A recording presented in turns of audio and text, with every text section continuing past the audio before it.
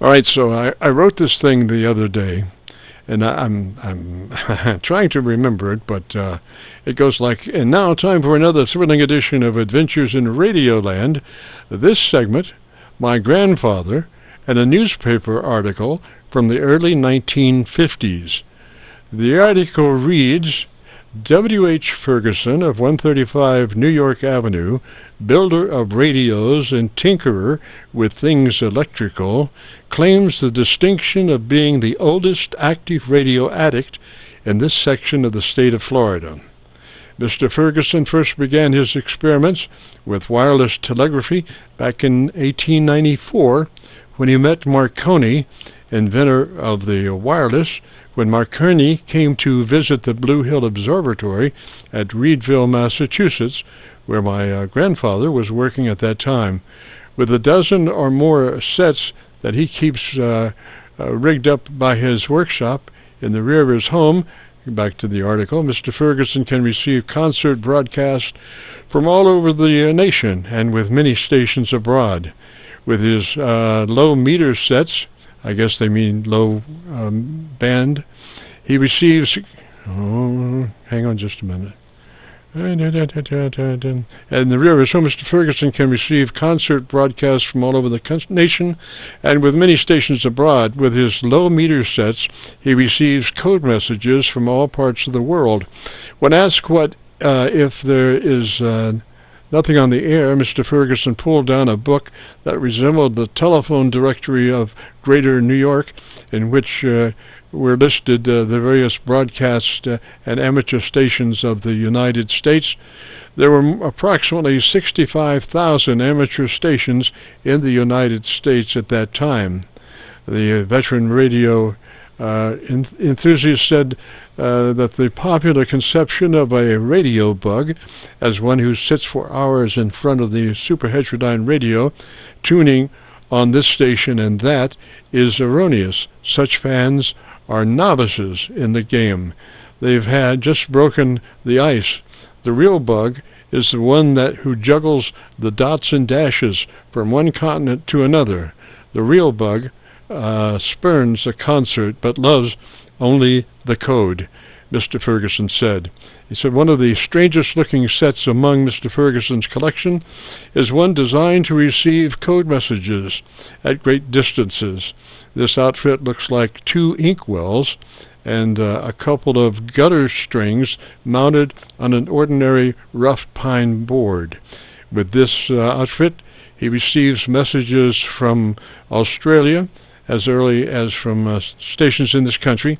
In fact, this little long-distance set will receive nothing within 1,200 miles. When telephone and telegraph lines and radio stations all over Florida were paralyzed by the September hurricane last year, Mr. Fergusson sent the first messages of the hurricane to station WJZ, which is now WABC in New York, using the call letters of a Pensacola station. And Mr. Fergusson has resided at West Palm Beach for about 3 years. And so that's a little newspaper article on my granddad. Now, we're just talking about the ham radio bug. And this went, it skips a generation.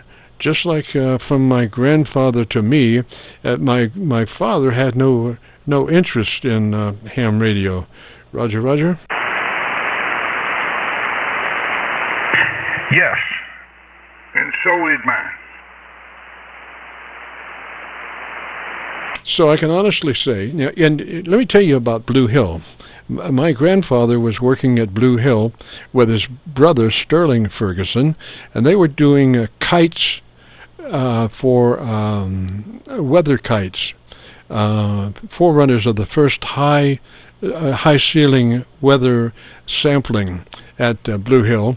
And I'm sure that Marconi was thinking about that because they were using wire to support these kites.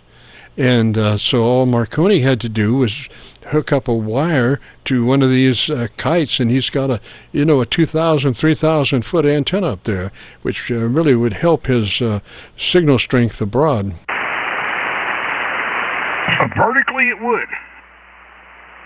Now, the thing would be to already have a 2,000-foot horizontal line, so he has a kind of an L-shaped dipole antenna, Roger?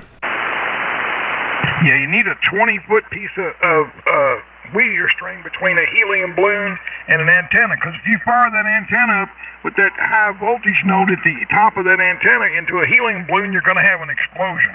Yeah, no, they were using kites at the time. They were building, like 8-foot, 10-foot kites, maybe bigger than that, that would carry weather components and machines up into the stratosphere or up into the air anyway, and they would let them, I think they had graph meters or whatever, and they could bring it back down and see what the conditions were aloft. Roger? Oh yeah, I totally agree with that. But I've seen them build box kites as well, huge box kites that are 20 feet long by 8 foot in diameter.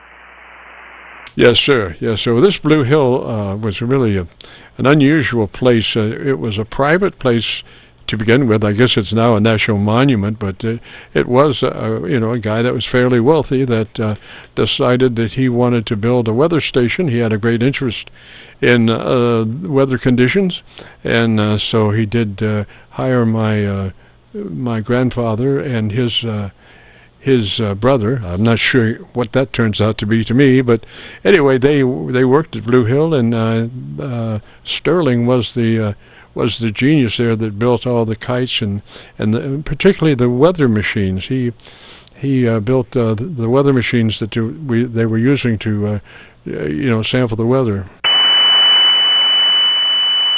Roger that. Sounds like a great idea and a whole lot of fun at the time of the invention. This, consider the time was 1896, thereabouts, 1895. That's, pretty early. Marconi was just, well, the whole thing about amateur radio and radio in general is that we walk on other people's backs. We take advantage of all of the expectations and experimentations that go before us. So, and then we apply our knowledge to advance the medium. Roger? And the mystery of radio shall always live in a man's heart.